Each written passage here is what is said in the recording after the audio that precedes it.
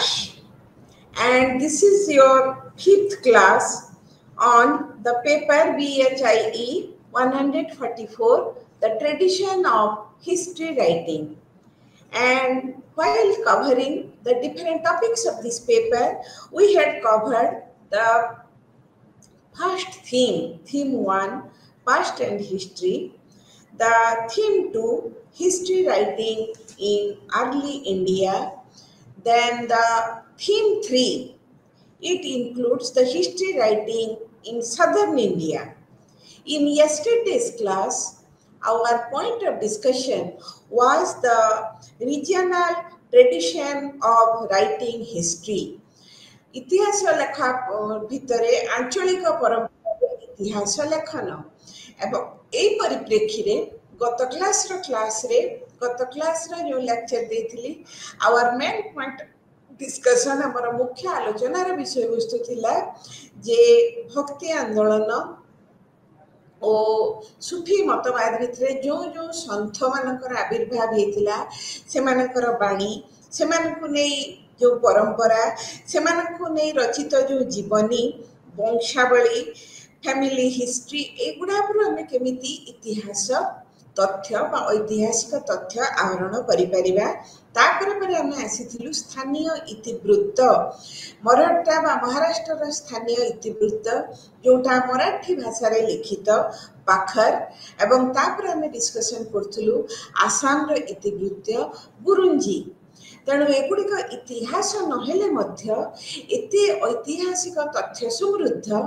जे एगुड़ी को ननेले बा एथिले थिबा लिखित विषय वस्तु को आमे यदि हमर लेखा परिसर को न आसु इतिहास रे परिपूर्णता आसीबो नाही तेणु विभिन्न परंपरा जदिओ पूरा पूरी भारतवर्षर इतिहास लेखा है नथिला आद्य मध्य युग रे किंतु एते हम पाखरे हम घेरी रहिची एते परंपरा से तमर उत्तर भारत दक्षिण भारत आंचलिक परंपरा सेथिरु हमें ऐतिहासिक तथ्य आहरण करि परिबा एवं आजिर क्लास रे जोटा हमें माने डिस्कशन करिबा सेटा हला तमर theme 5 Indo Persian tradition of history writing Bharat Farsi परंपरा ऐतिह्य ट्रेडिशन रे हिस्ट्री राइटिंग भारत और फारसी परंपरा उपरे पर्यवेसित होई केमिति इतिहास लेखन करा जाउथिला मु एठी पर्शियन रो तुमको ओडिया करछि फारसी माने रख पारसी नुह पारसी माने ले गोटे जाति मु तुमको आगे पारसी कथाटा कोठु आसीची तुमको न कहले तमे कथाटा तुम पाखरे पूरा पूरी भारे परिष्कार होब नाही इन एंशिएंट टाइम प्राचीन काल रे गोटे देश थिला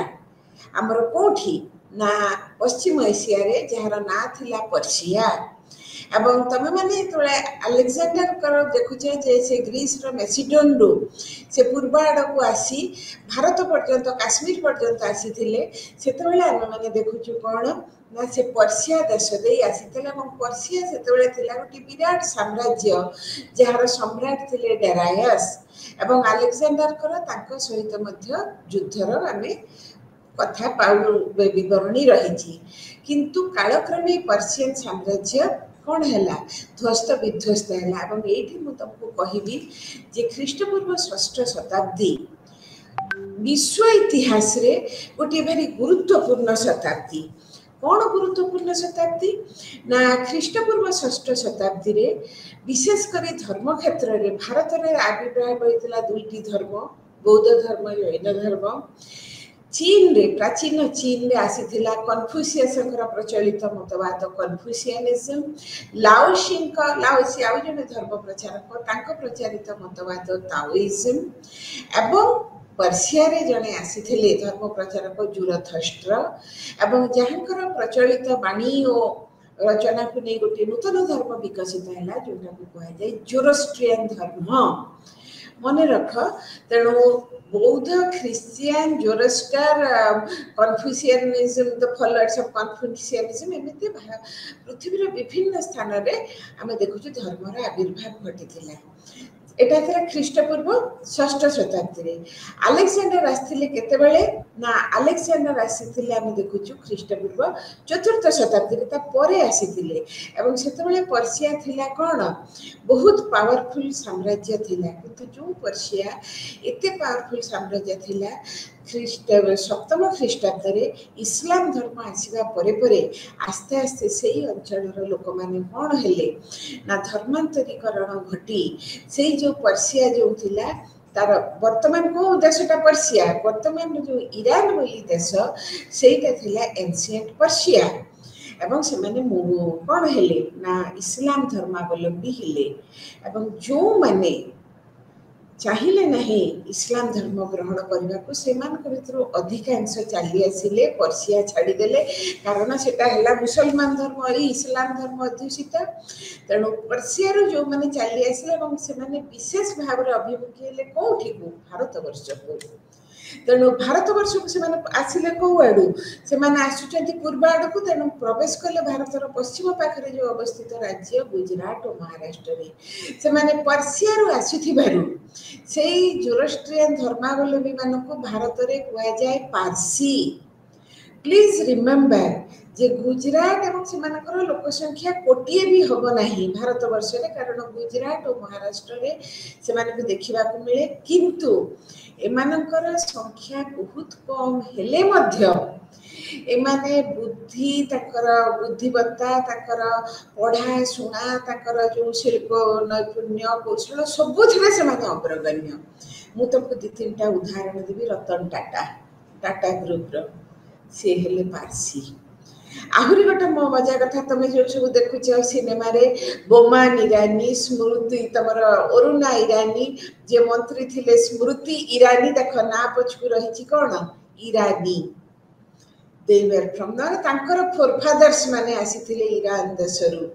ଇରାନୀ ବା ପର୍ସିଆରୁ, ସେଇମାନେ ହେଲେ ପାର୍ସି। ସେମାନେ ଯେଉଁ ଭାଷାଟାରେ ସେମାନେ ଲେଖୁଥିଲେ ଯେଉଁ ପର୍ସିଆନ ଲାଙ୍ଗୁଏଜ, ତେଣୁ ସେଟାକୁ କୁହାଯାଏ ଫାର୍ସି। ବୁଝିଲ? ତେଣୁ Indo Persian tradition of history writing, ଅବଶ୍ୟ ସେତେବେଳକୁ ସେମାନେ ତ ଆଗରୁ ଆସି ସାରିଥିଲେ। ଆମେ ଯେଉଁ ସମୟର କଥାଟା ଡିସ୍କସନ କରୁଛୁ, ଆମେ କେଉଁ ସମୟର କଥା, ଆମେ ବର୍ତ୍ତମାନ ଆସିଗଲୁଣି କେଉଁଠିକି ନା ଦିଲ୍ଲୀ ସୁଲତାନେଟ। ମୁଁ କହିଦେଲି ଭାରତ ବର୍ଷରେ ମୁସଲମାନ ଶାସନର ଆରମ୍ଭ ହେଇଥିଲା 1206 ଖ୍ରୀଷ୍ଟାବ୍ଦରୁ। 1206ରୁ ପ୍ରଥମ ଆସିଲେ କେଉଁମାନେ ନା କୁତବୁଦ୍ଦିନ ଆଇବାକ, ତାପରେ ଇଲତୁତମିଶ, ତାପରେ ଆମେ ତମକୁ ମୁଁ କହିବି ନାହିଁ 5ଟି ରାଜବଂଶ ତମର ଥିଲେ ଦାସ ବଂଶ। କୁତବୁଦ୍ଦିନ ଆଇବାକ ଥିଲେ ସ୍ଲେଭ, ତେଣୁ ତାଙ୍କ ପ୍ରତିଷ୍ଠିତ ରାଜବଂଶ ସ୍ଲେଭ ଡାଇନେଷ୍ଟି। ତାପରେ ଆସିଲା କ'ଣ ନା Tughlaq Khilji dynasty, Tughlaq dynasty, Sayyid dynasty, Lodi dynasty. Lodi ଡାଇନେଷ୍ଟିର ଶେଷ ରାଜା ଇବ୍ରାହିମ ଲୋଧିଙ୍କୁ ମୋଗଲ ରାଜା ବାବର 1526ରେ ପରାସ୍ତ କରିଥିଲେ ପାନିପତ ଯୁଦ୍ଧରେ। ମୋଗଲ ସାମ୍ରାଜ୍ୟ ଆରମ୍ଭ ହେଲା 1526ରୁ ତମର କେତେ 1707 ପର୍ଯ୍ୟନ୍ତ ଔରଙ୍ଗଜେବ। ତାପରେ ଯେଉଁ ମୋଗଲ ସାମ୍ରାଜ୍ୟ ବି ରହିଲା 1707-57, ଏଇ ସହିତ ମୋଗଲ ମାନେ ଥିଲେ ଯେ, କିନ୍ତୁ ତାଙ୍କର ଆଗର ପ୍ରତିପତ୍ତି ନଥିଲା। ଆଉ ଶେଷ ମୋଗଲ ସମ୍ରାଟ ଥିଲେ ବାହାଦୁର ଶାହ ଜଫର, ଯିଏକି ସିପାହୀ ମାନଙ୍କର ନେତୃତ୍ୱ ନେଇ 1857 ବିଦ୍ରୋହ ନେଇଥିଲେ, କିନ୍ତୁ ମାନେ ପରାଜିତ ହେଲା ପରେ ତାଙ୍କୁ ନିର୍ବାସନ ଦଣ୍ଡ ଦିଆଗଲା। ଦ୍ୱିତୀୟ ବାହାଦୁର ଶାହ ରେଙ୍ଗୁନରେ ପ୍ରାଣତ୍ୟାଗ କରିଥିଲେ। ମୁଁ ବର୍ତ୍ତମାନ ଯେଉଁ କଥା ଆସିବି, ଏଇ ଯେଉଁ ମୁସଲମାନ, ମୋଗଲ ମାନେ ବି ମୁସଲମାନ, ମୋଗଲ ମାନେ ଯେ ମୁସଲମାନ ନୁହନ୍ତି ତାହା ନୁହଁ, କିନ୍ତୁ ସେମାନେ ଗୋଟିଏ ଅଞ୍ଚଳରୁ ଆସିଥିଲେ, ଅନ୍ୟମାନେ ଅନ୍ୟାନ୍ୟ ଅଞ୍ଚଳରୁ ଆସିଥିଲେ। ମୁଁ ଆଜି ଯେଉଁ କଥା କହିବି, Indo Persian tradition of history writing, ସେମାନେ ଯାହା ହେଲା କ'ଣ ନା ଏଇ ଯେଉଁ ପାର୍ସି ମାନେ, ତାପରେ ଏଇ ଯେଉଁ ମୁସଲମାନ ମାନେ ଯେତେବେଳେ ଭାରତର ଭାଗ୍ୟ ବିଧାତା ହେଲେ, ସେମାନଙ୍କର ଭାଷା ଥିଲା କ'ଣ ନା ପର୍ସିଆନ। ତାଙ୍କର ଦରବାରୀ ଭାଷା କ'ଣ ଥିଲା, what was the court language, Farsi ଭାଷା। ତେଣୁ ଏଇ ଯେଉଁ ଫାର୍ସି ଭାଷାରେ ଥିଲା, କିଛି ଭାରତରେ ଆସି ସେମାନେ ଯେତେବେଳେ ଫାର୍ସି ଭାଷାରେ ସେମାନେ ବିଭିନ୍ନ ବିବରଣୀକୁ ଲିପିବଦ୍ଧ କଲେ, ସେଇଟାକୁ କୁହାଗଲା କ'ଣ ନା ଇଣ୍ଡୋ ପର୍ସିଆନ ଟ୍ରେଡିସନ। भारतीय फारसी परंपरा एवं से परंपरा अनुसार फारसी भाषा रे भारत को नहीं से माने जेतबेले सब विभिन्न विवरणी रचना कले ताहा मध्य हैला हमर इतिहासर गोटे बलिष्ठ तथ्यनिष्ठ उपादान एवं आज जो तीनोटी यूनिट 12 13 और 14 आम तीन जन फेमस राइटर जी की फारसी भाषा रे लिखिचंती पर्शियन लैंग्वेज रे जणे हेले जियाउद्दीन बरानी तापर पर आसिले कोन ना मोहम्मद कासिम फरिश्ता तापर तमरा आसुचंती किए ना अबुल फजल प्रथम जनक जियाउद्दीन बरानी सी कहार राज दरबार रे थिले ना जियाउद्दीन बरानी थिले फिरोज तुगलक राज दरबार रे फरिश्ता थिले तमर बीजापुर रे जे सुल्तान थिले द्वितीय आदिल शाह बीजापुर टाला दक्षिणात्य रे तांको दरबार रे थिले आउ अबुल फजल प्राय समस्त तांको ना जानि दिबो कारण से थिले मुगल सम्राट अकबरଙ୍କ दरबार रे एवं मन रख जेतेबेले तामाने कोन मध्ययुगीय भारत इतिहास रे आमे माने देखु जे विशेष करी इस्लाम बा मुसलमान सम्राट माने आधिपत्य विस्तार करथिले जदियो भारतर अन्यान्य अंचल रे आंचलिक साम्राज्य थिला आंचलिक राज्य थिला किंतु ए माने गोटे मुख्य अंश भारतर प्रशासन रे ग्रहण करथिले एवं से माने कोन कले जेहेतु तांकर दरबारी भाषा थिला फारसी भाषा जो जो पंडित माने तांकर राज्यसभा को मंडन करथिले से माने अनेक कोन करथिले ना से समय रा विवरणी को तांकर विभिन्न प्रकार कृति माध्यम रे आमे ताको साहित्य कृति भी कहिबा नहीं ऐतिहासिक कृति भी कहिबा नहीं आमे एकुडा कहि परिबा कोन क्वासी हिस्टोरिकल वर्क्स माने साहित्य इतिहास मिशामिशी से आमे अनेक तथ्य पाई पारू तेणु गोटे संपूर्ण इतिहास नहेले मध्य यह इतिहासर उपादान रे तथ्य ठारू कोनोसी गुण रे कम नुह तेणु आमे वर्तमान कोन देखिबा ना आमे वर्तमान आसीबा जियाउद्दीन बरानी तेणु जियाउद्दीन बरानी आमे माने देखुछु जी कि थिले फिरोज शाह तुगलकंक रॉयल कोर्ट रे तमे तांको हमें कोन देखुछु ना तांकर राष्ट्र अत्यंत पांडित्य परिवार रे से संतान थिले तांकर पूर्व पुरुष माने बेस विद्वान पंडित थिले तेणु से विद्वान वंश रे से जन्म ग्रहण करिथिबारु तांकर मध्य पढ़ाशुना प्रति आग्रह थिला एवं सी जेतेबेले फिरोज शाहଙ୍କ राज दरबार रे थिले सी वर्तमान आग्रही हेले कोन करिबा पई ना फिरोज शाहଙ୍କର समय रे से जो दीटा बही लिखिचंती गोटा हला तारिक ई फिरोज शाही 1357 बाहरी आउ गोटे हला फतावा ई जहांदरी एवं ए जो दुईटा बही एथिरे कोन हेछि ना से समकालीन विवरणी समकालीन इतिहास समकालीन सामाजिक चलनी रीति नीति रे यह एते समृद्ध जे आमे बहुत ऐतिहासिक तथ्य या भीतर पाई थाउ आमे जो बहिटा मु तुमको दीटा कहली फतवा ई जहांगीरी आउ तुमको कहली कोन फतवा ई जहांदरी तारिक ई फिरोज शाही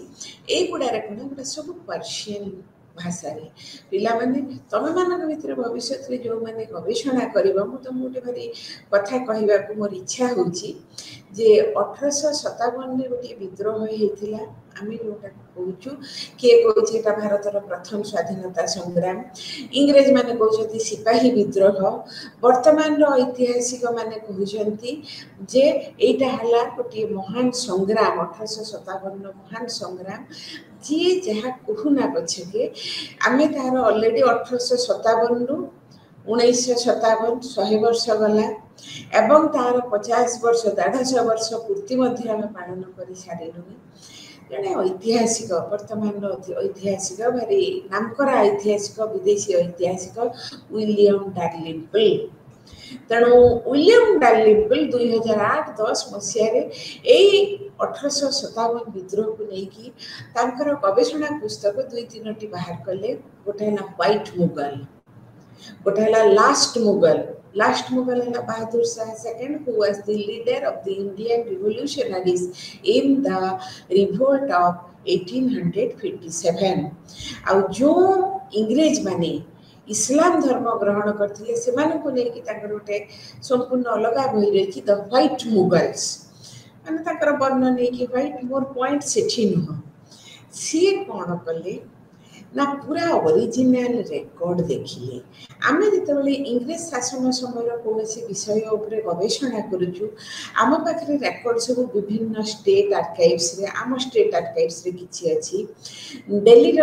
ଆର୍କାଇଭ୍ସରେ ଅଛି, ଅନ୍ୟାନ୍ୟ ଷ୍ଟେଟ୍ ଆର୍କାଇଭ୍ସରେ ତାଙ୍କର ବ୍ରିଟିଶ ଶାସନ ସମୟର କାଗଜପତ୍ର ଅଛି। ମୋଗଲ ଶାସନ ସମୟର ଯେଉଁ କାଗଜପତ୍ରରେ କେଉଁଠୁ ପାଇବା ଅଛି, କିନ୍ତୁ ସବୁଗୁଡ଼ିକ ଫାର୍ସି ଭାଷାରେ ଲେଖା। ଇଏ ଜଣେ ସ୍କଟଲ୍ୟାଣ୍ଡର ଐତିହାସିକ, ତାଙ୍କ ଦେଖ କେତେ ଆଗ୍ରହ, ସେ କ'ଣ କଲେ ନା ପର୍ସିଆନ୍ ଶିଖି, ଫାର୍ସି ଭାଷା ଶିଖି, ସେ ବହୁତ ଭଲ ଭାବରେ କହିଲେ। ଯେତେବେଳେ ବହି ଦୁଇଟା ବାହାରିଲା, last Mughal and the white Mughal, ସେ କହିଲେ ଯେ ଯେଉଁ ରେକର୍ଡ ଗୁଡ଼ା ଆର୍କାଇଭ୍ସର ଏସି ରୁମ୍ରେ ଦୀର୍ଘ ବର୍ଷ ଧରି ଶୋଇଥିଲେ, ତାମାନେ କ'ଣ କେହି ତାଙ୍କୁ ୟୁଜ୍ କରୁନାହାନ୍ତି। ଆମେ ସିନା ପର୍ସିଆନ୍ ଭାଷାଟା ଜାଣିଲେ ଆମେମାନେ ତାକୁ ୟୁଜ୍ କରିବା, ଆମେମାନେ କ'ଣ କରିବା? ତେଣୁ ସିଏ ପର୍ସିଆନ୍ ଭାଷା ଶିଖି ଯେତେବେଳେ ୟୁଜ୍ କଲେ, ଅନେକ ନୂଆ ନୂଆ ତଥ୍ୟ ବି ଦେଲେ। କହିଲେ ଇଏ ରେକର୍ଡ ଗୁଡ଼ିକ ଶୋଇଥିଲା ଏବଂ ତାକୁ ପ୍ରିଜର୍ଭ କରି ରଖିବା ପାଇଁ, ତାକୁ ସଂରକ୍ଷଣ କରି ରଖିବା ପାଇଁ ଏସି ରୁମ୍ରେ ରୁହେ ସେଗୁଡ଼ା। କହିଲେ ଏମାନେ ସବୁ ଶୋଇ ଯାଇଥିଲେ ଗଭୀର ନିଦ୍ରାରେ ଏବଂ ମୁଁ ତାକୁ ଉଠେଇ ତାକୁ ପଢ଼ି ସେ ତାପରେ ତଥ୍ୟଟା ଦେଇଛନ୍ତି। ତେଣୁ 1857ରେ ବିଦ୍ରୋହ ଯେଉଁ ହେଲା, ଆମେ ତ ବର୍ତ୍ତମାନ 1300 ମସିହା ବିଦ୍ରୋହ 14th ସେଞ୍ଚୁରୀରେ, ସେତେବେଳେ ବି Persian was the court language. ତେଣୁ ସେତେବେଳେ ଯେହେତୁ Persian was the court language, ତେଣୁ ଏଇ ଯେଉଁ ଭାଷାରେ, ଏଇ ଯେଉଁ ଫାର୍ସି ଭାଷାରେ ଏଇ ଯେଉଁ ବହି ଦୁଇଟି ଲେଖାଗଲା, ବର୍ତ୍ତମାନ ଆମେ ବହି ଦୁଇଟିକୁ ବିଶ୍ଳେଷଣ କରିବା ଯେ ଇତିହାସ ମାନେ ଲେଖନ ପରମ୍ପରାରେ ଏଇ ଯେଉଁ ଦୁଇଟି ପ୍ରଧାନ ଉପାଦାନ ଜିଆଉଦ୍ଦିନ ବରାଣୀ, ଏହା କେତେ ଦୂର ଆମକୁ ସାହାଯ୍ୟ କରେ। ଆମେ ଯେତେବେଳେ ବରାନୀଜ ଆଇଡିଆ ଅଫ୍ ହିଷ୍ଟ୍ରି, ଏଇ ବିବରଣୀ ସେ ଯେତେବେଳେ ଲେଖୁଛନ୍ତି ଏଇ ପୁସ୍ତକରେ, ତାଙ୍କର ଆମେ ପଢ଼ିଲେ ତମେ ଜାଣିପାରିବ ତାଙ୍କର ଇତିହାସ ଉପରେ ଧାରଣା କ'ଣ। ନା ତାଙ୍କର ଇତିହାସ ଉପରେ ବହି ଦୁଇଟିକି ପଢ଼ିଲେ ଆମେ ଧାରଣା କରୁ ଯେ ଯାହା ସେ ଲେଖିଛନ୍ତି ଅନେକ ସମୟରେ ସେ ଯୁକ୍ତି ଛଳରେ ସେ ସେଟାକୁ ପ୍ରମାଣ କରିବାକୁ ଚେଷ୍ଟା କରିଛନ୍ତି। ସେ କଳ୍ପନା ବା ମନରୁ ଚାହିଁ ମନକୁ ମନ ଲେଖି ନାହାନ୍ତି। ସେ କ'ଣ କରିଛନ୍ତି ନା ବାସ୍ତବ ଯେଉଁ ଜିନିଷଟା ବାସ୍ତବ ଅଭିଜ୍ଞତା ବା ବାସ୍ତବ ତଥ୍ୟ ଅଛି, ତେଣୁ ତାଙ୍କର ଲେଖା ଭିତରେ ଆମେ ଯୁକ୍ତିବାଦୀ ଚିନ୍ତାଧାରା। ପୁଣି ତମେମାନେ ମୋତେ ପଚାରିବ ଯେ ଯୁକ୍ତିବାଦୀ ଚିନ୍ତାଧାରା କ'ଣ? ଗୋଟେ ଛୋଟ ଉଦାହରଣ, ଯେ ପର୍ଯ୍ୟନ୍ତ ଏଇ ଯେଉଁ ଆମର ନଭମଣ୍ଡଳର ଆକାଶ, ସୂର୍ଯ୍ୟ, ଗ୍ରହ, ତାରା ଏମାନଙ୍କର ଯେଉଁ ଗତିବିଧିକୁ ଆମର ଜ୍ୟୋତିର୍ବିଦ ମାନେ ପଢ଼ିନଥିଲେ, ସମସ୍ତେ କ'ଣ ଆମେ କହୁଥିଲୁ, ମୁଁ ବି ଛୁଆଟି ଦିନେ ପଢ଼ିଛି, ଆଜି ସୂର୍ଯ୍ୟ ଗ୍ରହଣ, ସେ ଦୁଇଟା ଅସୁର ଅଛନ୍ତି ରାହୁ ଆଉ କେତୁ, ସେମାନେ ଆଜି ସୂର୍ଯ୍ୟକୁ ଗିଳିଯିବେ ନହେଲେ ଚନ୍ଦ୍ରକୁ ଗିଳିଯିବେ। ରାହୁ ଆଉ କେତୁ ହେଲା ଦୁଇଟି ଅସୁର। ତମେମାନେ ଯେତେବେଳେ ସାଇନ୍ସ ପଢ଼ିଲ, ପରବର୍ତ୍ତୀ ସମୟରେ କ'ଣ ବୁଝିଲ ଯେ ସୂର୍ଯ୍ୟ, ଚନ୍ଦ୍ର, ପୃଥିବୀ ଯେତେବେଳେ ଗୋଟେ ଲାଇନରେ ରହିଯାଏ, ପୃଥିବୀ ନିଜ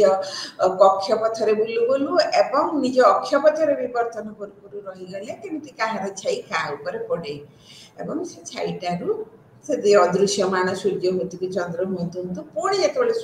ବୁଲିବାକୁ ଆରମ୍ଭ କରେ ପୃଥିବୀ, ପୁଣି ସେ ଛାଇମୁକ୍ତ ହେଇଯାଏ। ତାର ଗୋଟେ ସାଇଣ୍ଟିଫିକ୍ ଏକ୍ସପ୍ଲାନେସନ୍ ଅଛି। ତେଣୁ ଏଇଟା ହେଲା ଯୁକ୍ତିବାଦୀ ଚିନ୍ତାଧାରା ଯେ ଏଇ କାରଣରୁ ସୂର୍ଯ୍ୟପରାଗ ହଉ ବା ଚନ୍ଦ୍ରଗ୍ରହଣ ହଉ। କିନ୍ତୁ ତମେ ଯଦି ଲେଖିବ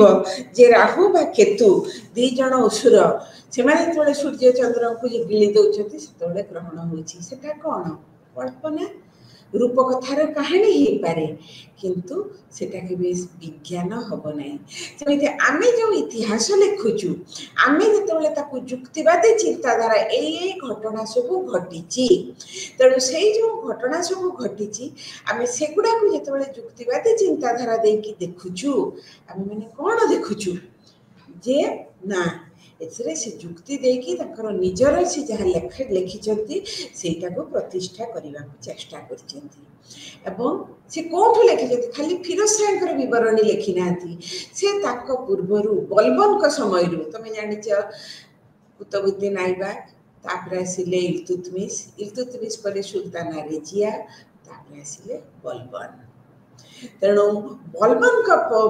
ठारू तापरे से अलाउद्दीन खिलजी जलालुद्दीन खिलजी तापरे मोहम्मद बिन तुगलक फिरोज शाह तुगलक एमानक कथा को लिखिछंती से जो जो तथ्य देइछंती पूर्व दान मानकर सेगुडिक किंतु जुक्ति आधारित एवं से वर्णना बेसी नाही मिछ कथा से बेसी लिखि नांती तापरे आसिला यूटिलिटी ऑफ हिस्ट्री जे मु ए अतीत सुल्तान मानकर कृति समूह को उल्लेख करुची कारण एगुडार रही यूटिलिटी तेणु एगुडार रही ऐतिहासिक आवश्यकता एवं ए ऐतिहासिक आवश्यकता को आखिरे रखी से कौन कर तापर आमे देखिबा बरानीज आइडिया ऑफ किंगशिप से राजा को विषय कौन लिखुचंती से तो सुल्तान मान विषय सब लिखुचंती ना his idea of kingship that king was the जिलाल्लाह माने कौन फारसी वाटर माने शैडो ऑफ गॉड राजा हेले कौन ना भगवान छाई स्वरूप तेणु आमे तो भगवान बा अल्लाह को से तो भगवान कहबेनी अल्लाह कहबे तेणु अल्लाह को तो आमे देखि पारु ना किंतु जोटा को तमे यदि फ्रेंच रिवॉल्यूशन पढ़िथिबो जे फरासी सम्राट लुई 14 कोन कहले I am the God I am the state एवं I am the living representative of God माने भगवान तो रहिले ऊपर ताको समय कम मु हेली ताकर जीवंत प्रतिनिधि तांकर गोटे प्रकार चिंताधारा एठी से भावुले राजा हेले अल्लाहर छाई स्वरूप अरे मनीष जिते बेले जीव तो खरारे जीव तुम संगे संगे तुम छाई भी जाऊथबो छाई कौन तार मणि जो मूल मनीष ठार के अलग हुए नहीं तेणु ये हेले अल्लाहर ताने कौन परोक्ष भाव में अल्लाहर अन्य एक नाम डिवाइन डिस्पेंसेशन सो पातशाह ताको राजा कौन कहते पातशाह is one of the wonderful creation of God and God is the creator of things both good and bad भगवान खराब जिनस तैयारी करछंती अल्लाह भल जिनस तैयारी करछंती किंतु जे बादशाह को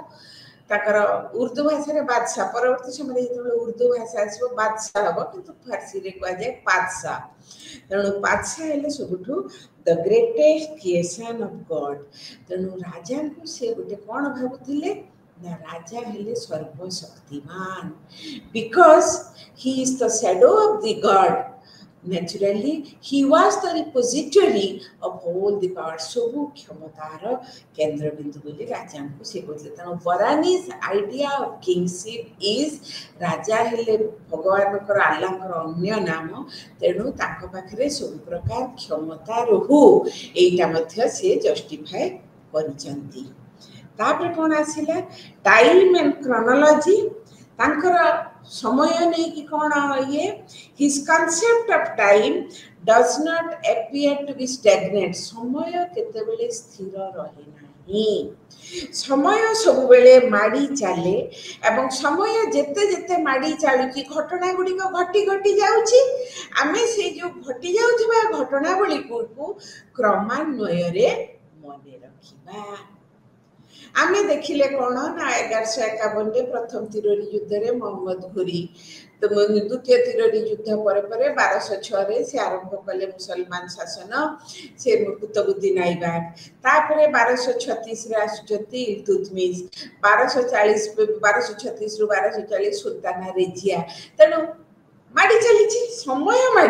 समय गोटे जगह स्थिर रहिबो नहीं तेणु समय जेहेतु गोटे जगार स्थिर रहिबो नाही ताले कोन हबो ना समय जेहेतु माड़ी चली घटना माड़ी चली आमर कर्तव्य सी जी लिखुंट जे बरणीकार तो आम ऐतिहासिक कहीपर ना आम कहीपर बरणीकार ये है कौन बरणी को लिपिबद्ध करवा से समय आर्थिक अवस्था नहीं बरणी अनेक गुड़े उल्लेख मिले कौन है ना stability in the socio political order सामाजिक क्षेत्र में और राजनैतिक क्षेत्र में स्थिरता आने प्रथम दरकार अर्थनीति अर्थनीति यदि सुदृढ़ थी अर्थनीति यदि बलिष्ठ थी ताहले सामाजिक और अर्थनैतिक क्षेत्र में स्थिरता आसीबो एवं से मुक्त अर्थनीति सपक्ष से आदौ नथिले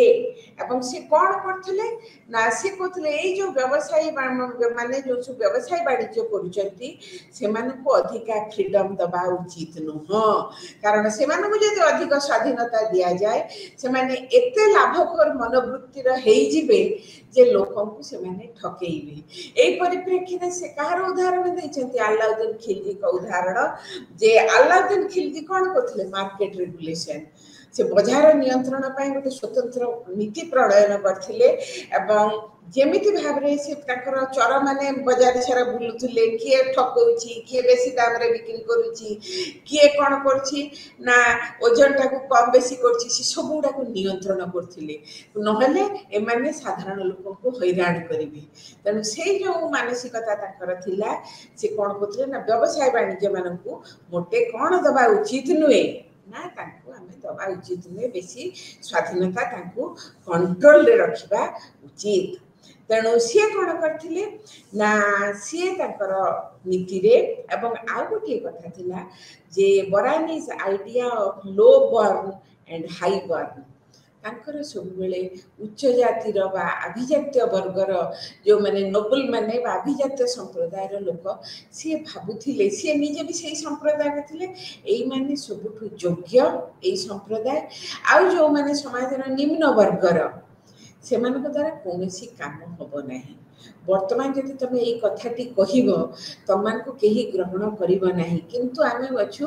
मध्य जुगरे एवं से समय रे ए जो तारतम्यटा उच्च जाति और नीच जाति नीच ये तो जाति नथिला मुसलमान रे माने उच्च वंशज और निम्न वंशज से भितरे से विशेष तारतम्य आणुथिले एवं तांकर लेखारे प्रतिफलित होईची जे उच्च वंशज माने से माने अधिक पारदर्शी से मानकर कार्यदक्षता बेसी एवं से माने सबुथरे भल पारिबे निम्न वंशज ठारू एवं सी तांकर जो लेखा भितरे कुरान और प्रोफेट तांको लेखाटा आम जो पढ़ुचु से सबुठार बेसी मान्यता देइचंती प्रोफेट मोहम्मद जे कि इस्लाम धर्मर प्रवर्तक एवं हला कुरान तेणु सबुठु श्रेष्ठ कथा पृथ्वी रे हला कोन ना कुरान कुरान रे जहा अछि अब से अनुसार चलिबा कुरान बा कुरान तापर आसिला कोन ना प्रोफेट मोहम्मद तांकर बाणी प्रचार करिबा so he was the upholder of Islam तेणु तांको मतरे इस्लाम धर्म थिला सबुठार श्रेष्ठ धर्म and he wanted to uphold the Islamic privileges तेणु इस्लाम धर्म जो श्रेष्ठ धर्म जो जो सुविधा अछि इस्लामिक प्रिंसिपल्स सब से गुडा को हमें निश्चय कौन करिबा ना आम शासन भितरे आमे इस्लाम कुरान में जो नीति बाणी गुड़िक खोदित होती जो बाणी सब आमर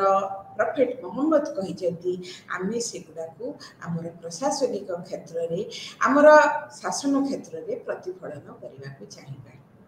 मु बेसी कहबी नहीं मत आहरी दी जन विषय कहबार अच्छी जड़े हेले फरिश्ता आउ जड़े हेले अबुल फाजल मु तो केवल एतिकी कहबी जे जियाउद्दीन बरानी 14th सेंचुरी रे लिखुचंती तारिकी फिरोजी शाही एवं तबर कणा ना फतवाई जहांदरी गोटे लोक से समय लिखुंट तांकर विवरणी रे अनेक अच्छी जे आमर जे किसी भूल नहीं ये नहीं तांकर मेरिट साइड अच्छी डिमेरिट साइड अच्छी किंतु आमे देखुचु कौन ना सी गोटे विवरणी को लिपिबद्ध करिबार मानसिकता एवं फिरोज शाह का आगु जो माने शासन करुथिले सेमानकर कृतित्व को मध्य से स्थान दौचंती माने आमर पूर्व दायाद माने पूर्व सुल्तान माने कौन कौन करुथिले आमे सेगुडा को मध्य जानिबा दरकार आमे सिना अतीतटा को जानिले ताहले हम वर्तमानटा आमे ठीक भाव में बुझा एवं भविष्य में कौन करें से कर्मावली स्थिर कर तेणु इंडो पर्शियन ट्रेडिशन अनेक लिखिं तुम केवल कोर्स में 3 जन अच्छी प्रथम गला जियाउद्दीन बरानी जियाउद्दीन बरानी जदि उत्तर भारत में हमें तापर आसिले कौन ना मोहम्मद कासिम फरिश्ता फिरिश्ता जहाँ तुम कह तुम बही अच्छी फिरिश्ता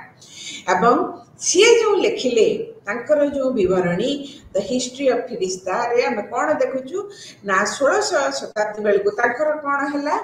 ना फिरिश्ता हला कौन गुलशान ई इब्राहिमी वो कही जे बीजापुर सुल्तान जो दक्षिण रे बीजापुर अच्छी बीजापुर रे जे सुल्तान आदिल शाह द्वितीय राज दरबार में ये थिले तेणु आदिल शाह को जीवन को लेकिन से लिखिले कौन ना गुलशान ई इब्राहिमी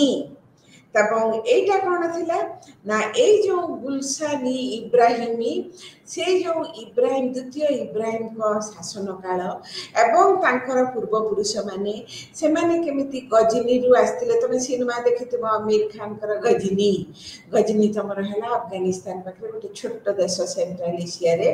तेणु केमिति आस्तिले सेगुडा सब समर लिपिबद्ध हेई रहिछि एवं ए जो हला एवं इब्राहिम अली आदिल शाह तांको ना कौन इब्राहिम अली आदिल शाह सेकेंड राज दरबार थे सी जड़े थे अत्यंत सूक्ष्म रुचि संपन्न सुल्तान कह जाए सी जदि उत्तर भारत थांते से फरिश्ता को बेसी लोक जानती नहीं किंतु देख बरानी को आम पढ़ु कारण राजधानी थिला दिल्ली आदिल शाह बीजापुर दाक्षिणात्यर तेणु फरिश्ता परवर्ती समय आम जान से समय सी भी बरानी अवश्य से बरानी परवर्ती समय किंतु आम जदि विवरणी पांडित्य एसबू को आम ज्ञान एसबू को आम विश्लेषण करूँ सी कौन गुण में कम नुहति बरं तांकर जो सब लेखा अच्छी मन रख यही समय दक्षिणात्य आम देखु अहमदनगर रे थिला मुसलमान साम्राज्य जो शासन करते निजाम शाही एमान को कौन कह जाए आदिल शाह सेकेंड को वंश को कह जाए आदिल शाहीज तापर गोलकुंडा हैदराबाद रे थिले कुतुब शाहीज बरीद शाहीज गुलबर्गा सब दक्षिणात्य तेणु दक्षिणात्य आम देखुचु गुलबर्गा बिदार रे थिले मुसलमान आधिपत्य हैदराबाद गोलकुंडा मुसलमान आधिपत्य अहमदनगर रे थिला आधिपत्य एवं सुल्तान शासन थिला कोठी ना बीजापुर रे तेणु आमे कौन देखुचु ना सी जमीती द्वितीय विक्रमादित्य गुप्त सम्राट गुप्त विक्रमादित्य सी जड़े रुचि संपन्न सम्राट थिले एवं कौन पंडित ज्ञानी मानक राज दरबार रे पृष्ठपोषकता करुथिले सेमिति आदिल शाह द्वितीय आदिल शाह राज दरबार रे ज्ञानी गुणी मानक श्रेष्ठ आसन दौथिले एवं ये कौन लिखिले ना जेहेतु आमर पृष्ठपोषकता राजा पाखर पाइले फरिश्ता से वर्तमान लिखिले कौन ना गुलशान ई इब्राहिमी आ गोटे कौन लिखिले ना दस्तूर आल अतीबा एगुड़ा सब है कौन ना सब तुमको देखा कौन होची ना हाँ तारिक ई नवासारनी तेणु एगुड़ा है सब पारसिक भाषा रे फारसी भाषा रे तार द गार्डन ऑफ इब्राहिम तार इंग्लिश ट्रांसलेशन है गार्डन ऑफ इब्राहिम छाड़ से गुड़ा को आमे वर्तमान देखिबा जे फरिश्ता विवरणी रे इतिहास उपरे ताकर कोन ध्यान धारणा so history from of Muslim India इतिहास केबेठु आरंभ हो गलानी तमरो 11th सेंचुरी रु 11th सेंचुरी रु मुस्लिम इंडिया मोहम्मद घोरी आसिले ये तो हाँ मामूद गजनी तापर मोहम्मद घोरी से सेतबेलठू लिखिचंती एवं कौन कले ना तापर से कौन कले सेइथरे सब देइचंती विभिन्न आंचलिक राजवंश जोठी मुसलमान शासन थिला बेंगल जौनपुर मुल्तान काश्मीर मालाबार सो जोठी तमरा मुसलमान शासन सब थिला तमे देखो हम ओडिसा रे किंतु कथा नाही एतरे काहे कि ओडिसा रे मुसलमान शासन आसीबो 1568 बेलु बहुत परे आसीबो अबुल फजल का विवरणी रे आसीबो कारण अबुल फजल अकबर का समय रे ओडिसा कहार अधीनस्थ हेथिला ना ओडिसा अधीनस्थ हेथिला मुगलंकर छाड़ तेणु आमे माने देखुछु कोन ना से जो विभिन्न समय रे जो कंटेम्पररी समसामयिक जो मुसलमान माने जोठी राजत्व करुथिले सेई आंचलिक राजवंशर उल्लेख ये रही मु तुमको आउरी गोटे कथा कहबी जे बेंगल आमर जो पड़ोसी राज्य बेंगल तुम जान जो भारत द्विखंडित है आफ्टर इंडिपेंडेंस कोटा आग जहाँ जो द्विखंड बाहरी गला कोठु बाहरिला से पाखरु पंजाब रु बाहरी गला पाकिस्तान में गोटे पंजाब अच्छी पाकिस्तान ईस्ट पंजाब रहा आम भारत में जो पंजाबटा अच्छी से वेस्ट पंजाब तापरे पाखरे जो बेंगल ईस्ट बेंगल टा बाहरी गला बांग्लादेश की वेस्ट बेंगल रहिला बेंगल हे की जोटा अछि वेस्ट बेंगल हम कहूछु सेठी मुसलमान शासन आसिलेनी केबेठु 10th सेंचुरी एडी रु तेणु बेंगल रे आसिलानी हमर ओडिशा जो राज्य हम ओडिशा रे हमर 500 वर्ष परे आसीची तेणु आमे माने देखुछु एई जो अंचल रे रीजनल डायनेस्टी सब आसी मुसलमान मानकर सेइथरे सब कोन करले ना आमे देखुछु जे सेकुडिकर उल्लेख रहिछि आउ तांकर को हिस्ट्री कोन होइछि ना फरिश्ता जो इतिहास का देखि चंती it is mainly court history माने दरबारी इतिहास दरबार घटनावली दरबार कार्यकलाप दरबार कर्मकांड सबू तुम रही कौन ना प्रतिफलन घटी एवं ये मध्य बरानी परी ये किंतु वर्तमान इतिहास लिखा तृणमूल स्तर इतिहास समाज जो मैंने एकाबारे तृणमूल मूल बिंदु रही इतिहास लिखा कि जमी बरानी लिखुले सो तांकर जो विवरणी रे no reference to the non aristocrats जो मैंने अभिजात्य गोष्ठी नुहति उच्च गोष्ठी नुहति कौनसी उल्लेख नहीं तेणु एमाने भावुथिले जे इतिहासटा माने केवल बड़ मानकर बा उच्च वर्जक मानकर रहुथिला एवं से आउ गोटे कथा किंतु करथिले से तांकर जो राजांकर कर्तव्य he always propounded for the righteous behavior of the king जे राजा सब बेले कोन करिवे ना ठीक काम करिवे एटा से जमती जे भलो काम करिवे राजा सब बेले लोकंकर मंगल करिवे एवं तांकर आउ गोटे बड़ कथा हला तांको लेखारे महाभारतर मध्य रेफरेंस रही महाभारतर कौन रही ना यही समय हिंदू मानकर तांकर विश्वास कौन बा हिंदू देश से केमती तो बहुत पुरातन जुगर लेखा है तेणु से समय हिंदू समाज हिंदू धर्म विश्वास एगुड़ा सी भल भाव लिपिबद्ध करिसेंती एवं क्रमान्वयता उपरे से कौन करिसेंती से विशेष भाव गुरुत्व देइचंती तेणु आमे जेतबेले देखुछु फरिश्ता एकाउंटटा फरिश्ता एकाउंट रे से बरानी ठारू आउ टिके अधिका होइचंती से जेमती हिंदू माने पुरातन हमर हिंदू ये रे कोन अछि चारिटा युग सत्य युग त्रेतया युग द्वापर युग कली युग ये मध्य हिंदू मानकर जो चारि युग पुराण रे वर्णना हेछि तांकर उल्लेख रहिछि तेणु जणा पडुछि कोन ना सी मध्य हिंदूकर जो महाभारत पुराण अच्छी सेगुड़िक से ग्रहण करथिले तेणु फरिश्ता विवरणी बरानी विवरणी ठारू संपूर्ण अलग एटा हला उत्तर भारत रे तुगलक फिरोज शाह फिरोजी तुगलकी ना तारिखी फिरोज शाही सेटारे से जेमती करिसेंती सेमिति भाबरे ये दक्षिण भारत रे एवं फरिस्तांकर विवरणी दक्षिण भारत रा द्वितीय आदिल शाह को ऊपर हेले मध्य साकर प्रचलित अनेक आंचलिक राजवंशर उल्लेख रही एवं सेथुरु मध्य आमे अनेक अनेक तथ्य पाऊ एवं सीए ताकर जो गोटे बड़ कथा हला जे राजा सब बेले ठीक काम करवा उचित एवं कौटा को से ठीक काम करचंती ना से उपयुक्त न्याय देबे उपयुक्त मार्ग रे चलिबे उपयुक्त व्यक्तित्व हेबे ताकने भाव राजा जी हब जहाँ को देखी प्रजा मानक मध्य रे शक्ति श्रद्धा सम्मान भय भक्ति सब आसीबो एटा गोटे तांकर जो आइडिया ऑफ किंगशिप हम देखुछु it is a very new one तापर आम आसवा शेष को आबुल फाजल हेले विशिष्ट कौन जे आम ऐतिहासिक विवरणीकार एवं जो आबुल फाजल अकबर नामा गोटे है इतिहासर गंताघर एवं एथिरे एते ऐतिहासिक तथ्य अच्छी आबुल फाजलकर आइडिया ऑफ हिस्ट्री एवं प्रथम कही जे तांकर बापा थिले सैयद मुबारक सी थिले अकबर राजदरबार रे जड़े भारी ना करा कोटियर बा प्रसिद्ध व्यक्ति एवं अकबर तांको ऑर्डर देले जे 1595 रे से लिखिले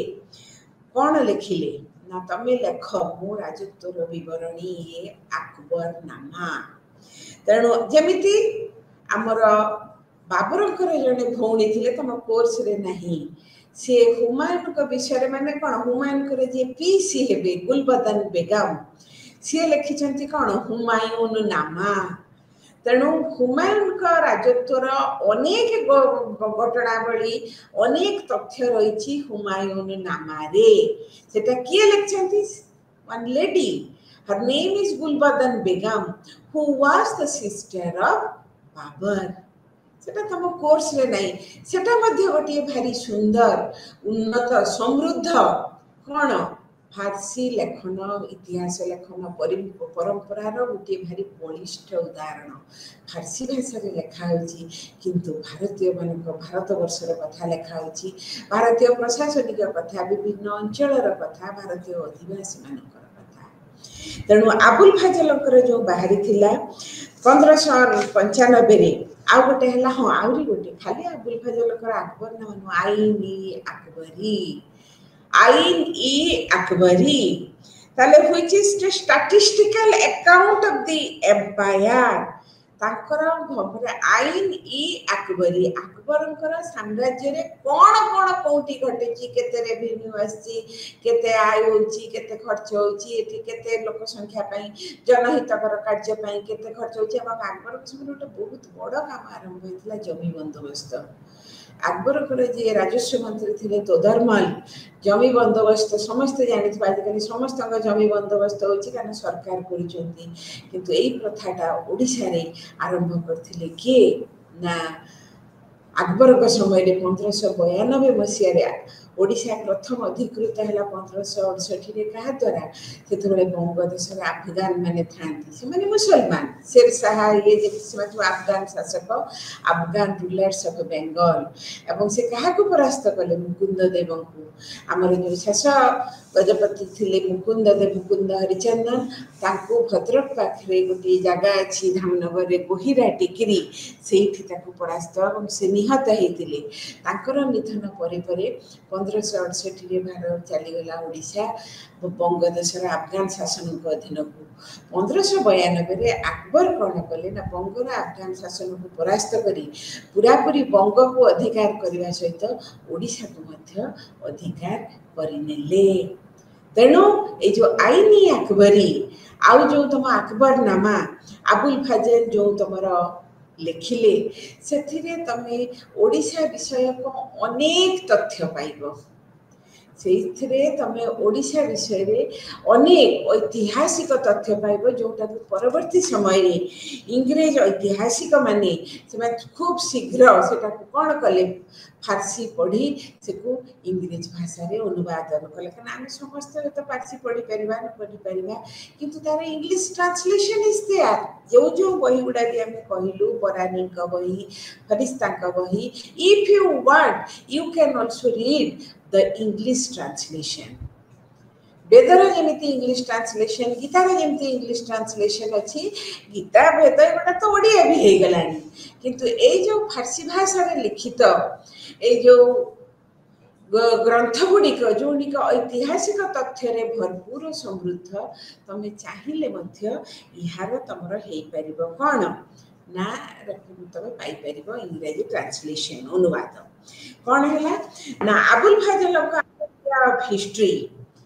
कौन है अकबर तक नियुक्त करथिले तुम लेख बोलिकी तेणु नेचुराली से अकबर को कथा विषय चलुथिले एवं सी कौन कले ना सी अकबर कर्मकांड को लिपिबद्ध करने सहित से कौन करथिले ना कर्मकांड को लिपिबद्ध करने सहित अन्य कथा को से गुरुत्व दौले से सोर्स देखुले तमर गोटे ता भीतर अच्छी बही रे सब चैप्टर बायस इन अबुल फजल्स राइटिंग मन रख बायस माने कोन पक्षपातित्व मु जने शिक्षक मो पाखरे गोटे पिला ट्यूशन होजी तणु जेतेबेले से पिलाटी परीक्षा देला अन्य पिला पाखरे मो ट्यूशन पिला को जति भी बेसी नंबर देबी ता माने मो पक्षपातित्व कली मु जने शिक्षक ही निरपेक्ष रहिली नहीं दैट शुड नॉट बी ऐतिहासिक जेतेबेले इतिहास लिखे से कौन करिवो ना ऐतिहासिक जेतेबेले इतिहास लिखुछि निरपेक्ष भाव रे लिखिबो राजा बोली जे सब ठीक करछन्ती आमे तांको समालोचना करि परिबा नाही एटा भी तो नुह सी किंतु तांको लेखारे से अकबर को पर्सनालिटी ये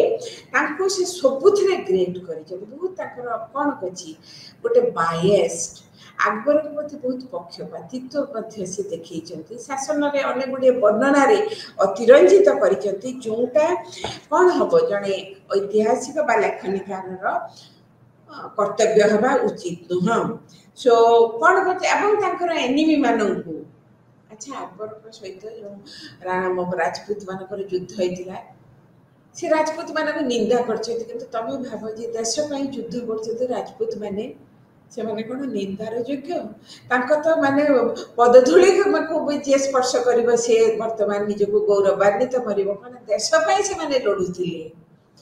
से राणा प्रताप कुह से जे को से जो राजपूत वीर माने से तांको प्रति पक्षपातित्व तांको जेतिकी गौरव जेतिकी सम्मान जेतिकी श्रद्धार आसन रे बसेवा कथा से तांको बसै नांती कारण से माने अकबर को विरुद्ध रे स्वर उत्तोलन करते know that should not be कारण से माने मातृभूमि रक्षा पाई आछते से मात्र किछि व्यक्तिगत स्वार्थ में स्वर उत्तोलन करि नांती तेनु एई टाइप रो आमे जो बायस देखुछु एटा ताको लेखा रे देखिबा को मिले जे से सब बेले कोन करथिले ना अकबर को से सब बेले प्रोजेक्ट करथिले कोन एम्परर प्रोफेट से जने सम्राट कम धर्म प्रचारक तमे जानि छ अकबर को काहे कि से धर्म प्रचारक करथिले कारण अकबर गोटे नूतन मतवाद बाहर करथिले कौन दीन इलाही सुलेई कुल उत्तम पाक आसीबी एवं सी सब बेले कौन करथिले ना तांको पई इस्लाम माने जेतबेले लिखिले मुसलमान माने सब बेले तांकर वर्ष आरंभ होतला हिजरा रे 622 रे ये भी सेमति लगथिले किंतु ये कौन कले ना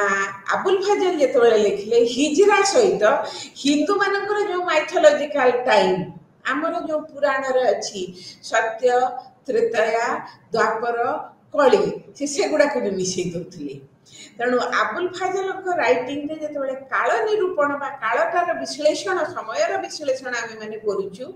सेतबेले आमे माने देखुछु कोन ना अबुल फजल को समय विश्लेषण बेले अनेक हिंदू शास्त्र रो समय काल मिसी जाईची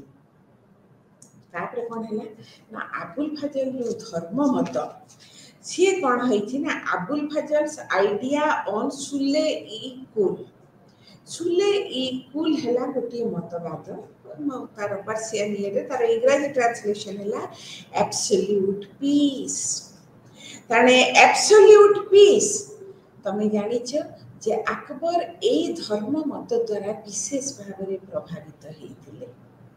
तेणु सी गोटे इबादत खाना करथिला। अकबर को राजधानी कोठी थिला? अकबर को राजधानी थिला आग्रा रे, एवं अकबर निजे गोटे कला आग्रा ठारू 18 किलोमीटर दूर फतेहपुर सिकरी रे। जदि तमे माने आग्रा बुलिबा को जाउछ ताजमहल देखिबा को, सेइठु जीव समस्त नै जीव तुमको फतेहपुर सिकरी। एवं सेठी तबे जे पढुछ जे सबु धर्मर पंडित मानकु अकबर विवाह करथिले हिंदू राजपूत रमणी जोधाबाई को। एवं सेठी देखिबो मु देखि आस्थिली फतेहपुर सिकरी में जो ताकर प्राय ये अछि से प्रासादर गोटे कोण रे तुलसी चौराटी भी अछि। कारण जो सेठी जोधाबाई कोन करथिले? तुलसी पूजा करथिले। एवं कोन करथिले ना इबादत खाना गोटे प्रार्थना सभा सम्मिलनी कक्ष से करथिले। धर्म सम्मिलन कक्ष जो कि सबु धर्मर पंडित मानकु से आमंत्रण करथिले। से माने से बसिले मु आज आसिले बौद्ध धर्मर पंडित माने। अकबर बसिले ताकटु सुनिले बौद्ध धर्मर श्रेष्ठ तत्व, तापरे हिंदू तत्व सुनिले, जैन तत्व सुनिले। तापरे से विभिन्न धर्मर तत्व को सुनिला परे इस्लाम तत्व से जानि चंती सबु धर्म तत्व को नै कि सबु धर्मर तत्व तो एक माने प्राय तो कौ धर्म अच्छी ना बड़ मान को मानिब नहीं, बापा मान को सम्मान करिबो, मिछ कथा कहबो, कोनोसी धर्म रे नहीं। हमर वेद रे तो मूलरु अछि एकम सत विप्रा बहुधा वदन्ति, सत्य सब बेले एक। किंतु विभिन्न लोक से धर्म प्रचारक हुंतु, गुरु हुंतु, जे हुंतु विभिन्न भाव रे कहउचंती सत्य किंतु एक एवं विभिन्न भाव रे एटा को प्रतिफलित गोटे सत्यर घटुची। एटा को वेदवाणी ये जेतबेले रियलाइज कले जे ना अकबर बुझिले सबु धर्मर सारमर्म एक, सबु धर्मर सारमर्म को लेकिन सी जो नूतन मतवाद आरंभ कले सेटा को कुआ जाए दीन इलाही, दीन ई इलाही और तहकीक ई इलाही। एवं सेटा को आदर्श परेटा थिला प्रतिफलित, एटा थिला आदर्श रे प्रतिफलित एब्सोल्यूट पीस बासुले इक्वल। तेणु तमने जो माने पढिबा अकबर का धर्मनीति सुले इक्वल एवं अबुल फजल तांको बापा जे थिले शेख मुबारक एमाने मध्य सुले इक्वल को से माने मध्य समर्थन करुथिले। एवं कोन करथिले ना अकबर बहु समय रे जेतोला इबादत खाना रे बसी आलोचना करुथिले अबुल फजल मध्य सेगुडा करुथिले जोगुडा कि ताकर विवरणी रे लिपिबद्ध हेई रहिछि। एवं ये मध्य पौराणिक परी सब बेले भाबुथिले king as the shadow of God. राजा किए ना राजा हेले भगवानंकर छाया स्वरूप, भगवानंकर अन्य एक नाम। एवं कौन हैला what is the most important duty ना जस्टिस और virtue. So the king should do no injustice. राजा अन्याय करिबे नाही। न्याय हैला गोटे सुगुण एवं राजा हेबे न्यायर मूर्तिमंत प्रतीक। So king should be the incarnation of justice. एवं किंगशिप ता तांको पाई एटा गोटे साधारण कथा नथिला, एटा थिला द गिफ्ट ऑफ गॉड। सत कथा। अच्छा सी राजा हेई परछंती, मु हेई परनी, तमे हेई परना, अन्य के हेई परना, तेनु भगवान तांको देइछंती। तेनु किंगशिप ताकर किछि सुकर्म अछि बा से जो आत्माटी से ताक भितर रहउछि से गोटे भल आत्मा हेतु नले से राजा हला अन्य मान त हेई पारु नांती। तेनु एटा हला भगवानंकर अवदान। तेणु किंगशिप बा राजपद जोटा कि समस्ते पाती नहीं, केवल निर्दिष्ट केते जन पाती, एटा हला भगवानंकर सेमानकु प्रदत्त। तामाने king has got the blessings of God and king is the shadow of God. तेणु राजा को आमे जेमिति भगवान को जेमिति आमे श्रद्धा सम्मान करूचु, मान्यता दउचु, राजा को मध्य हमें सेमिति मान्यता दबा उचित। तेणु आमे जो तीन जन मध्य युगीय जो माने लिखुचंती इंडो पर्शियन राइटर्स से लेखार किंतु राजांकर गुरुत्व सब रही हवा कथा स्वाभाविक कारण से राज दरबार रोते राजा को पृष्ठपोषकता पाई राजा पाखु दरमा नौ ना चलिए केमी ना चलिए केमी तेणु राजांकर द्वारा प्रतिपालित हुई राजा तो से सब वस्तु वस्तु मणिमा मणिमा हुजूर हुजूर करुले अनेक क्षेत्र में चाहिए राजा को समालोचना करना किंतु जोटा आजिकल ना इतिहास लेखन किंतु आगु तथापि आम से स्मरण करवा कारण ये तो सप्तदश शताब्दी 17th सेंचुरी लिखुंट विशेषकर मु तुमको जो कहली बरणी में ओडिशार बहुत रेफरेन्स अच्छी कारण 1592 ओडिशा आसिले एवं गजपति शासन सरी 1568 से जोटा ओडिशा थी कटक थिला भारतर भी ओडिशार राजधानी कटक रे जो बारवाटी दुर्ग नुहे स्टेडियम नुह जोटी गड़चंडी अच्छा तुम जब आसपार जो बालीजात्रा गड़चंडी बारवाटी गड़ थिला सेठी थिला गोटे नवताल प्रासाद 9 ताला प्रासाद थिला केमिति गजपति राजा से 9 ताला प्रासाद ऊपर को जाकि श्रीमंदिर बाना देखुथिले एम सब वर्णना अछि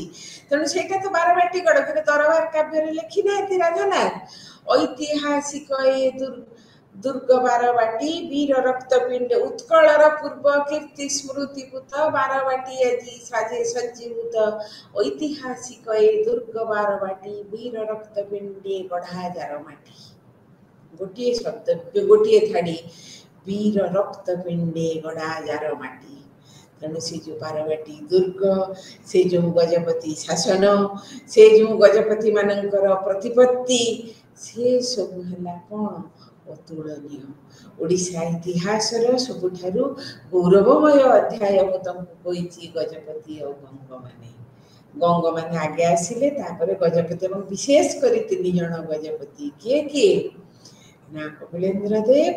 पुरुषोत्तम देव यही आसीज तुम कौन रथ यात्रा आसूची से जो छेरा पहरा करेंगे पढ़ी कांची राजजमा तुम चाहिए पुरुषोत्तम देव विवाह किंवदंती विवाह करने कांची राज मना कले जी गोटे सुईपर हाथ में जी छेरा पहरा पहरा खोरकुची मुझे कन्या देवी नहीं केमी जगन्नाथ बलराम गले माणिका गौडुणी पाखर खाइले इतिहास रंग स्थली तु चिलिका तोर तीरे परा श्रीमती माणिका हस्ते भुंजी थिले सादरे लवणी भावग्राही प्रभु भक्त चिंतामणि ये तो सब साहित्यर कथा किंतु से जो समयटा मु कहूची जे सबठारु गौरवमय समय एवं आहुरी गोटे बड़ कथा जे किंगशिप कथा से जेतेबेले लिखुचंती kingship is always to be treated as the gift of God जो राजपदटा तमे माने पाउच सेटा हला भगवानकर अवदान आउ कोन हबो ना द वेलफेयर स्टेट गोटे बहुत बड़ कथा आम आबुल फाजल बरणी पाऊ एटा गोटे नुआ कथा जन मंगल राष्ट्र वेलफेयर स्टेट वर्तमान आम जो गणतांत्रिक भारत वर्ष रोचु this idea is very common हाँ जनमंगल आम सब विभिन्न योजना आसोटी कालिया योजना आसोटी सुभद्रा योजना आसूची कौटी स्वास्थ्य कल्याण योजना बहुत योजना आसूची उद्देश्य कौन the welfare of the people आम टिके फेरी जावा प्राचीन युग को आमर शास्त्र रे कौन अच्छी प्रजा सुखे सुखं राज्यं प्रजानांच हिते हितम प्रजांकर सुखरे राजांकर सुख प्रजांकर हितरे राजांकर हित सेटा परवर्ती समय आम मैंने देखुचु एंकर मध्य जो आबुल फाजल लिखिले कौन ना जहा करंतु the state must be welfare state जनमंगल राष्ट्र राष्ट्रर एकमात्र लक्ष्य हवा उचित कौन ना राष्ट्रर लक्ष्य हवा उचित जे जनमंगल लोकंकर मंगल साधन करिबा so the idea of welfare state आम मैंने देखा पाऊँ अबुल फाजलंकर अकबर नाम तापरे आईन इ अकबरी रे तेणु पिला माने मु आउ बेसी तुमको कहबी नहीं तुमर से समय हे आसिलानी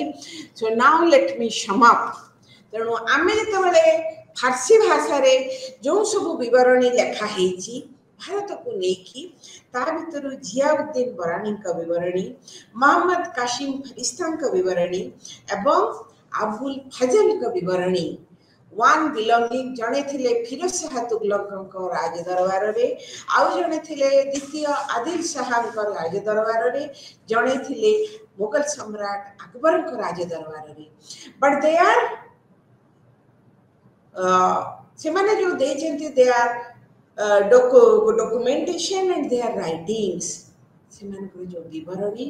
एते ऐतिहासिक तथ्य समृद्ध जे जणे चाहिए से इंडो पर्शियन राइटिंग रू से फारसी भाषा रे लिखित रचनावली रू अनेक ऐतिहासिक तथ्य पाइपर तेणु आम जोटा करूले the tradition of history writing in India आम मैंने आसीगले कौटी की मध्य युग को चली आसला आम आरंभ करथिले एंशिएंट इंडिया रू वेद पाखरु now we have come up to 17th century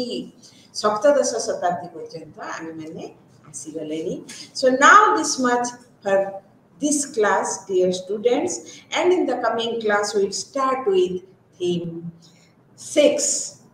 again I will thank you all puri tammanku dhanyawad devi because you have given me a patient hearing thank you all thank you for this class we will meet on Monday again